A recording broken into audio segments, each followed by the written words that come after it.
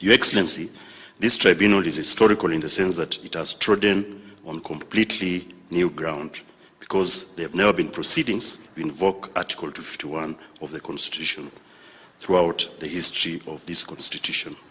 The tribunal embarked on the assignment immediately upon being sworn on 2nd December 2022.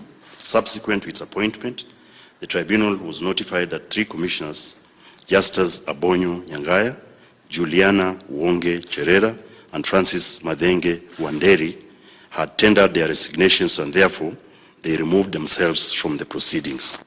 The tribunal then commenced proceedings to investigate the one Commissioner Irene Masit, which we did in accordance with Article 251 of the Constitution.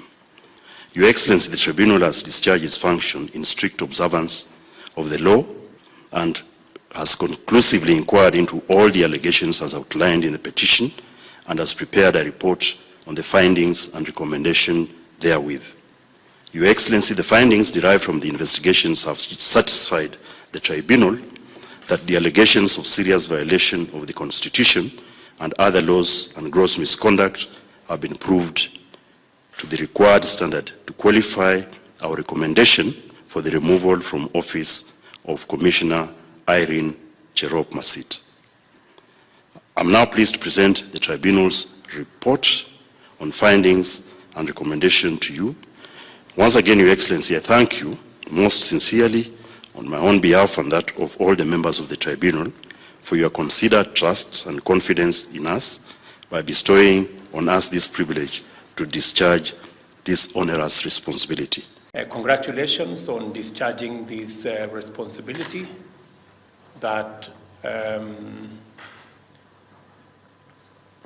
was bestowed upon you and your team to discharge a constitutional responsibility. As you have said yourself, this is the very first time we are having proceedings under Section 251 of the Constitution.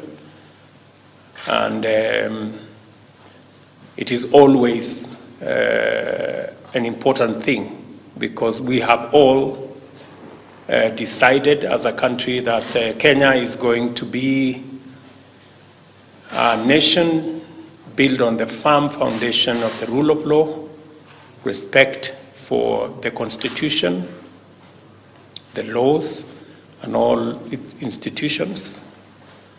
And because we have submitted ourselves to the dictates of the Constitution and the laws of Kenya, an occasion like this is an occasion where we consolidate our constitutional position.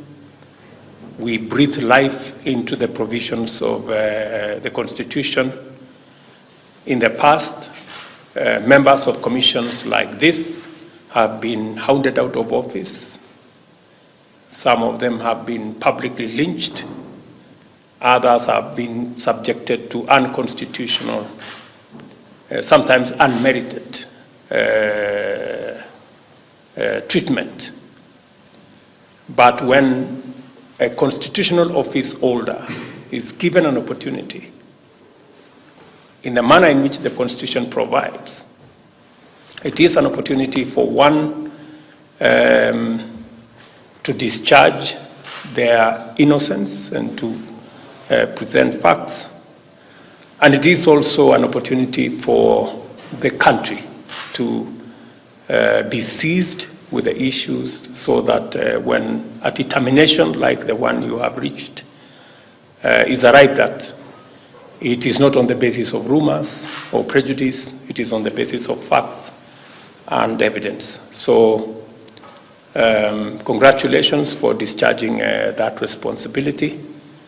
And it sets a new standard for public officers who serve either in constitutional offices or other offices, that we are all subject to the Constitution and that none of us is above or